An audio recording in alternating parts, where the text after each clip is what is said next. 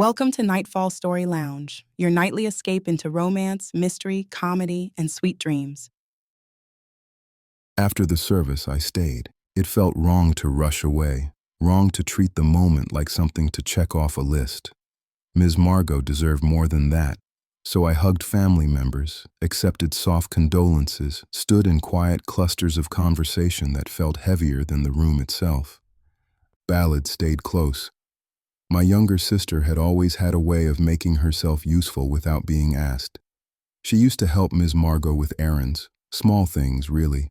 But Ms. Margot never needed the help. I think she just enjoyed the company. You want to grab dinner? Ballad asked as we stepped outside. I knew what she meant. Decompression, background noise. She liked people around her, liked the hum of conversation filling the air. Silence made her restless. Yeah, I said. that's fine. We drove separately and met at a small restaurant not too far from the funeral home. Familiar, comfortable. After we ordered, we settled into the booth, both of us exhaling at the same time like we'd been holding our breath all day. The service was beautiful. Ballad said. Ms. Margot would have been proud. I think so too. I replied. I'm really going to miss her. Me too. She paused, then added. You know, she always said you reminded her of herself. I looked up. Really? I never knew that. She meant it as a compliment. I smiled faintly. I feel like she was way more fun than I am. You're fun. Ballad said quickly. Once you relax. I do relax. I shot back. I just unwind with peace and quiet, not wild and crazy. She grinned. A little wild and crazy wouldn't hurt. There it was. I sighed, already bracing myself. You know, She said casually. Kevin looked really good today. He's still single, you know. I stared at her.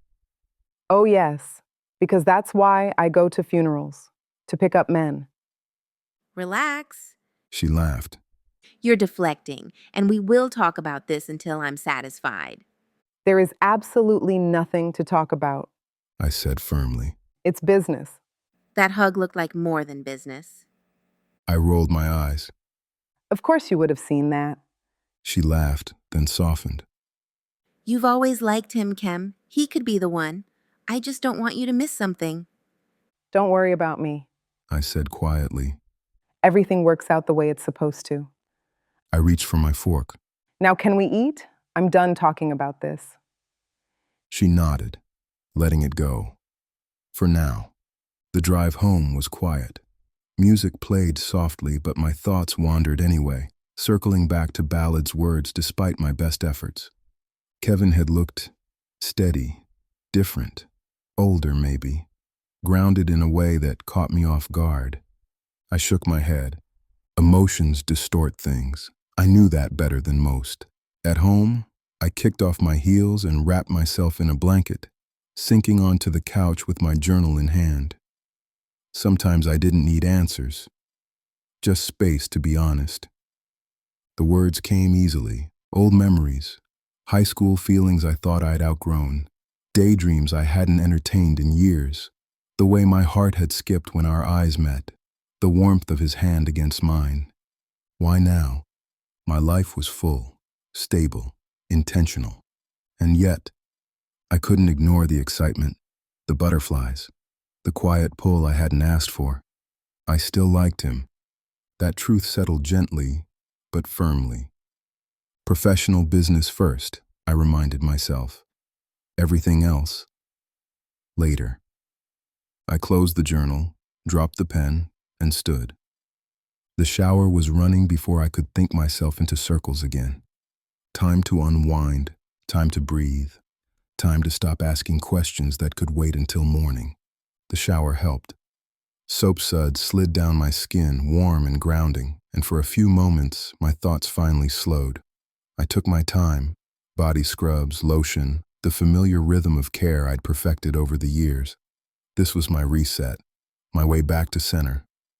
By the time I slipped into my nightgown, my body felt relaxed, my muscles loose, my mind quieter. Almost. As I walked back into the bedroom, it came to me suddenly. Kevin said he'd call. Not urgently, not dramatically, just, "I'll call this evening." I picked up my phone. No missed calls, no text messages. I frowned. I murmured. I wonder if he forgot. The thought landed heavier than it should have. Then I checked the time. 7 p.m. I exhaled slowly. Chem, relax. It wasn't late. People had lives. He'd had a long day. A funeral, for goodness sake. I shook my head at myself, embarrassed by how quickly my thoughts had gone there. Still, my eyes kept drifting back to the phone. I set it down, then picked it up again, then set it face down on the dresser, like that would solve something. Get it together, Kim. I said out loud. I needed a distraction, a real one, before I started pacing. I scanned my bookshelf and reached for the mystery novel I'd been halfway through. Suspense, twists, something that required attention. I definitely didn't need romance right now. Anything slow and emotional would only make me more restless. I curled up on the couch, blanket tucked around me, book in hand. Deep breath in, slow breath out. The words pulled me in gradually. Pages turned. Minutes passed. I got comfortable, settled into the story, the world outside of myself, softening at the edges. Every so often, my eyes flicked toward the phone. I ignored it. Time would pass. If he didn't call tonight, he would when he was ready. That's what I told myself. And for the first time since the funeral, I let myself sit in the quiet, not resisting it, not filling it with questions, just waiting.